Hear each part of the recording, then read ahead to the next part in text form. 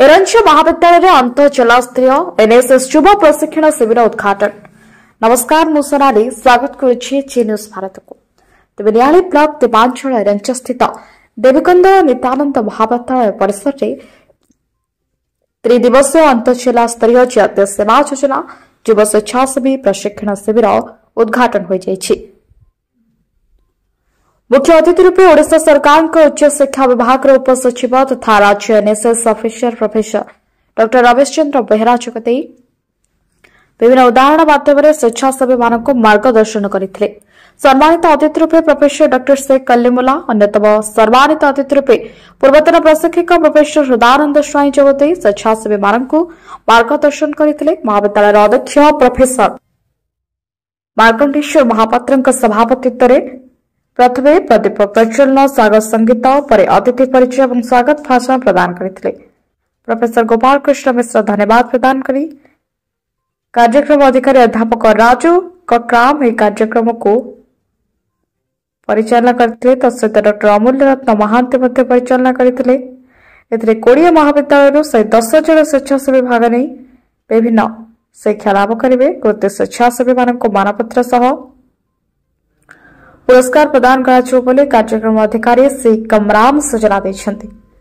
न्यायालय तपस्विनी जनांक रिपोर्ट जी न्यूज भारत। मो रमेश चंद्र बेहरा राज्य एनएसएस अधिकारी तथा उपशासन सचिव उच्च शिक्षा विभाग ओडिशा सरकार तरफ ए कार्यक्रम सारा राज्य में चली पाखापाखि 40 भाया जिला स्तरीय कार्यक्रम अर्थ मंजूर कर राज्य सरकार उच्च शिक्षा माध्यम एनएसएस को आहरी अधिक क्रियाशील करने छात्र छात्री मध्य जो स्वेच्छासेवी से दक्षता विकास करने एवं विकसित ओडिशा और विकसित भारत वर्षर भावी कर्णधार एमाने एबेठारु प्रस्तुत करा जाउची। विभिन्न प्रकार प्रशिक्षण दिया जाउची एवं सेमाने से प्रशिक्षण को लेकर किभली समाज सेवा क्षेत्र में प्रयोग करेंगे तांकर चिंतन तांकर वक्तव्य तांकर परिचालनागत दक्षता को लेकर पाठ सांगे साठ एनएसएस जोटा आम कहूचे जातीय सेवा योजना ताकू किभली अधिक रु अधिक पिलामानक पाखरे पहुँचब एवं अधिक युवशक्ति पाखरे पहुँचब। एटा जदियो केंद्र सरकार योजना किंतु आपण खुशी हे जे आमर राज्य सरकार एथिपाई स्वतंत्र पांठि मंजूर करुछन्ते एवं स्वतंत्र ध्यान देउछन्ते। आम राज्य में जेते सब रक्तदान हो बा प्राथमिक चिकित्सा कथा हो सड़क सुरक्षा कथा हो HIV एड्स कथा हो एसबू व्यापक भाव में जनसचेतना सृष्टि करिबारे एनएसएस स्वेच्छासेवी मानकर अवदान रही। किछि दिन तले माननीय प्रधानमंत्री जो जन्मदिन रे एक पेड़ माँ के नाम 20 कार्यक्रम करा जायतिला माननीय मुख्यमंत्री नेतृत्व से उच्च शिक्षा विभाग रे स्वेच्छासेवी माने पाखापाखि 2.5 लाख गछ लगे गोटे दिन में आपण मैंने सब खबर रखी थे। तो से पिलामानक भितर बछा बछा स्वेच्छासेवी को ए प्रकार जिला स्तरीय कार्यक्रम को आम आमंत्रण करुचु एवं आज जो कैंप एरेंस कॉलेज डिकेन कॉलेज एरेंस रे करा जाउची। आम पाखे अध्यक्ष अच्छा प्रोग्राम अफिसर अच्छा कटक जिलार 20टी कॉलेज रू कार्यक्रम अधिकारी एवं 110 जन पिला एठारे उपस्थित अच्छा से 3 दिन भितर जो कार्यक्रम सब शिखिक जिबे तांको निज निज कैंपस रे निज निज जीवन से गुडी को प्रयोग करी गोटे सुस्थ युवशक्ति सुस्थ युव परंपरा तैयार करने यह एक प्रेरणादायी कार्यक्रम कहले अत्युक्ति हम नहीं। अध्यापक डॉक्टर शेख कल्लीमुल्ला एनएसएस सहित गोटे संपर्क रही रेड क्रॉस हो जेकोसी सामाजिक कार्यक्रम हो आमर संपर्क रही आम छात्र अवस्था वॉलंटियर थिलु प्रोग्रामर्स हेलु तापर कोऑर्डिनेटर हेलु रेड क्रॉस विभिन्न सामाजिक अनुष्ठान सहित आम ओतप्रोत भाव जड़ित। तेणु भल लगे जो यूथ मान सहित कौन समय इंटरेक्शन करने सुजोग मिले। तेणु यूथ माने होउछन्ते आम देशर भविष्यत से माने आगामी वंशधर आम मानकर। तेणु सेमान जदि सुस्थ हेबे सेमान जदि भल मनीष हेबे ताले गोटे भल समाज गठन करिवार परिकल्पना हेई परिबो। जोटा आम स्वप्न देखुचे जे स्वप्न आम गोटे भारत भल उत्तम ओडिशा बा सर्वोच्च ओडिशा बा विकसित ओडिशा हो बा विकसित भारत हो जो स्वप्न आम देखीचे जे स्वप्नटा साकार हम सेतेबेले जेतेबेले ए युवपीढ़ी माने समाज सेवा निज ब्रती हे। मु सबले कहे गांधीजी जो स्वप्न थिला जे कॉलेज रे पाठ पढ़ा सहित पिला माने समाज सेवार निजक ब्रती हेबे।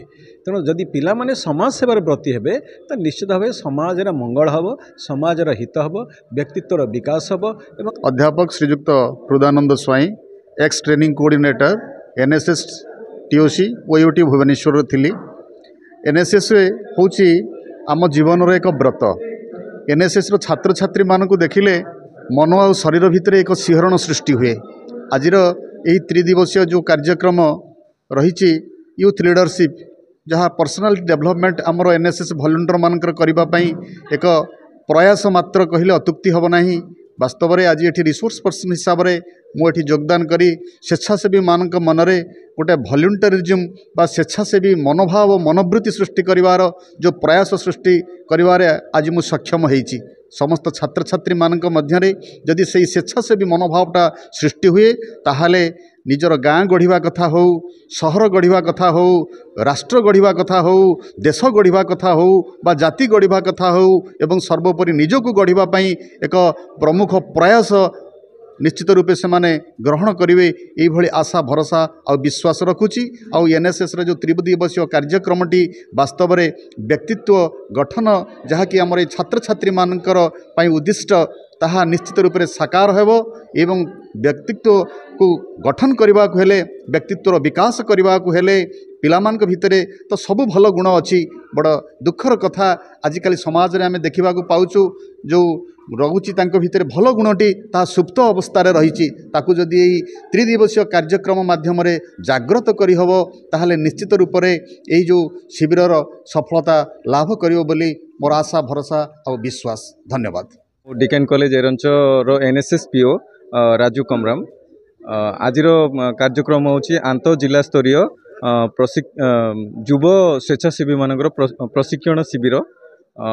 ये कार्यक्रम 3 दिन धरिकी चलो प्राय आमर 20टा कटक डिस्ट्रिक्ट सहित पुरी डिस्ट्रिक्ट कॉलेज पिला माने आसीचंती। 2टा डिस्ट्रिक्ट मिसेकी प्राय 20टा कॉलेज पिला माने आम कॉलेज रे उपस्थित अछंती। आउ एटी 3 दिन धरिकी आमर स्वेच्छासेवी मानकू निजर दक्षता विकास करने सहित समाज सेवार केमिति निजे केमिति जड़ित हो पारिबे। More guest होउचंती doctor Ramesh Chandra Behera जी आमर एनएसएस रो स्टेट एनएसएस ऑफिसर आउ से हायर एजुकेशन डिपार्टमेंट रो बिलोंग करती से वायरसी रो भी हेड आउ आमर एसके कलिमुल्ला सर आउ हृदानंद स्वाई सर 2 जण अतिथि 3 दिन आमर 10टा टॉपिक रहिबो सर 10टा टॉपिक रहिबो। प्रथम सेशन थिला आमर एनएसएस बेसिक कांसेप्ट आ गोटे होची वॉलंटियरिज्म थ्रू एनएसएस आउ क्लाइमेट चेंज उपर रहिबो सोशल मीडिया यूज उपर रहिबो सोशल मीडिया यूज मिसयूज विषय रहिबो क्लाइमेट प्रिवेंशन विषय रहिबो आउ फास्ट एड रहिबो